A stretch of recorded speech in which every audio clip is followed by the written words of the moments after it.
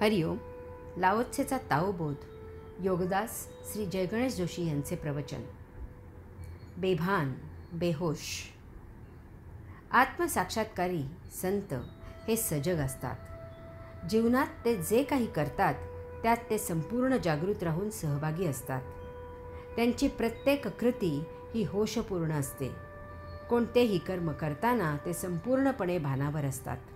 याचा दुसरा अर्थ असा आहे की दुर्जन कोणतीही कृती करताना सजग नसतात, ते जागृत नसतात, तर ते बेहोश असतात, ते बेभान असतात. किंवा आपण असेही म्हणू शकतो की बेभान बेहोश राहून दुष्कृत्य केले जाते. सजग राहून किंवा जागृत राहून दुष्कृत्य केले जाऊ शकत नाही. माणूस हैवान होतो म्हणूनच स्वतःच्या मुलीवर, नातीवर शारीरिक बळजबरी करू शकतो. पैशांसाठी खोटे नाटे व्यवहार करू शकतो, खून करू शकतो. वृद्धावस्थेत असलेल्या जन्मदात्या आईवडिलांचे हाल करतो. इतकेच नव्हे तर याच बेहोशीत, याच बेभान अवस्थेत माणसाला राजकारणाचा कैफ चढतो. त्या खुर्चीसाठी तो कोणत्याही थराला जाऊ शकतो. बेभान बेहोश माणसाला कशाचा केव्हा अहंकार निर्माण होईल, त्याला केव्हा कशात अपमान वाटू लागेल याचा काहीही नेम देता येत नाही. कारण बेहोशीत, बेभान अवस्थेत सारासार विचार, विवेक, संयम, तारतम्य करण्याची कुवत क्षीण होते. असा मनुष्य मूर्छावस्थेत व्यवहार करतो. सर्वसाधारणपणे असे लोक व्यसनी असतात. ते आत्यंतिक टोकाला मद्यपान करतात, तंबाखू सेवन करतात, जुगार खेळतात. असे लोक असत्य भाषण करतात. त्यांनी सर्व नीतिमूल्ये पायदळीत उडवलेली असतात. त्यांना कसलाही मुलाहिजा नसतो. यामुळे कायदा हातात घ्यायला ते कचरत नाहीत. याचबरोबर त्यामुळे त्यांना शिक्षा झाली तरी त्यांना त्याची लाज शरम नसते, चाड नसते. त्यांनी गेंड्याची कातडी कमावलेली असते. लोकांकडून खोटे नाटे कारण सांगून पैसे घेणे आणि ते परत न करणे हा यांचा नित्य धंदा असतो. यातील बेहोशी, बेभानपणा महाविलक्षण आहे. काही वेळा चांगले शिकलेले, नीतिधर्म पाळणारेही असे वागायला उद्युक्त होतात. तेव्हा आश्चर्य वाटते. यासाठी महाभारतातील प्रत्यक्ष धर्म द्यूत खेळण्याचा कैफ चढून आपले राज्य, बंधू, पत्नी असे सर्व पणाला लावतो.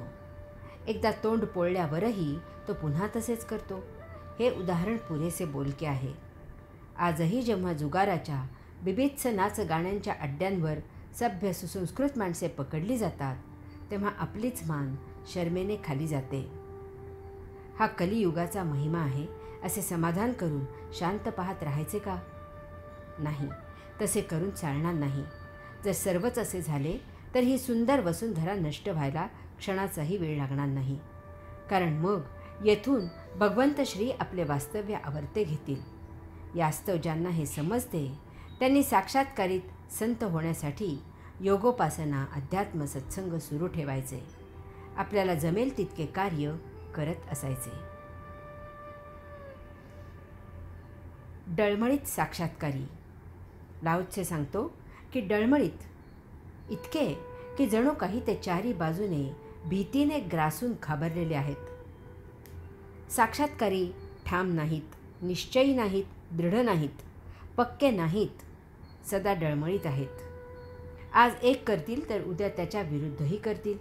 आज एक बोलतील तर उद्या त्याच्या विपरीत बोलतील. आज जसे वागतील तसेच उद्या वागतील असे नाही. त्यामुळे ते तऱ्हेवाईक वाटतात. चारी बाजूने संकटांनी वेढलेला, ग्रासलेला कसेही करून त्या संकटामधून बाहेर होण्यासाठी प्रयत्न करतो. तो संकटांनी इतका ग्रासलेला असतो की तो घाबरून सैरभैर होऊन अनेकविध प्रयत्न करतो. संकटामधून बाहेर जाण्यासाठी जसा मार्ग दिसेल तसा तो त्याचे निर्णय सारखा बदलत असतो. लाओत्से म्हणतो की साक्षात्कारी असे संकटांनी ग्रासल्यासारखे वागतात. वास्तवात आपल्याला असे वाटते की साक्षात्कारी दृढ निश्चयी असतात, एक विचारी असतात, तत्वाला पक्के असतात. लाओत्से सांगतो की वास्तव परिस्थिती या उलट असते. संसारी निश्चयी असतात, एक विचारी असतात. संसारी माणसाला एक ठराविक प्रकारेच आयुष्य जगायचे असते. त्यामुळे तो प्राप्त परिस्थितीला जुळवून घेत नाही. तो नियतीने त्याला दिलेल्या परिस्थितीला टक्कर देतो. कारण त्याला त्याच्या स्वतःच्या मताप्रमाणेच जीवन जगायचे असते. तो नियतीचा मार्ग बदलायला पाहतो. अर्थातच त्यात तो यशस्वी होत नाही. त्यामुळे त्याला दुःख होते. त्यातून तो कधी यशस्वी झालाच तर ते तात्पुरते असते. अंतिम तो दुःखालाच जाऊन पोहोचतो. या उलट साक्षात्कारी योगेश्वराची लीला ओळखून असतो. त्याने पक्के जाणलेले असते की आपल्याला नियतीने जे दिले आहे त्यातच आपले हित आहे. त्या योगेच आपण रिपुमुक्त होणार आहोत. आपण संचितमुक्त होणार आहोत. आपण आत्मस्वरूप होणार आहोत. त्यामुळे या भवसागरामधून नियती आपल्याला जसे वाहत नेईल त्याप्रमाणे तो वाहत जातो. तो जीवनाबद्दल स्वतःचे मत तयार करत नाही. स्वतःचा मार्ग आखत नाही. नियती जसे समोर जे आणेल तेच त्याला प्रिय असते. त्यात तो बदल करत नाही. त्याप्रमाणे तो बदलतो. यामुळे साक्षात्कारी कधीही निश्चय करत नाही, मी अमुक करेनच असे तो जाहीर करत नाही. कारण त्याला पक्के माहीत असते की काही करणे आपल्या हाती नाहीत. आपल्या जीवनाचे सुकाणू नियतीच्या हाती आहे. विरोध न करता नियती जिकडे नेईल तिकडे आपण जाणे इतकेच आपल्या हाती आहे. यामुळे आपल्याला कोणी मांस विकताना, कोणी कुत्र्याचे तंगडे चघळताना, कोणी 18 विश्वे दारिद्र्यात पिचत पडलेला, कोणी छळ सोसताना, कोणी व्याधीने पिडलेला आढळतो. हे त्यांचे वागणे ही त्या योगेश्वराची लीला असते. त्याचा ते आनंद घेत असतात. आपल्याला देत असतात. हरी ओम.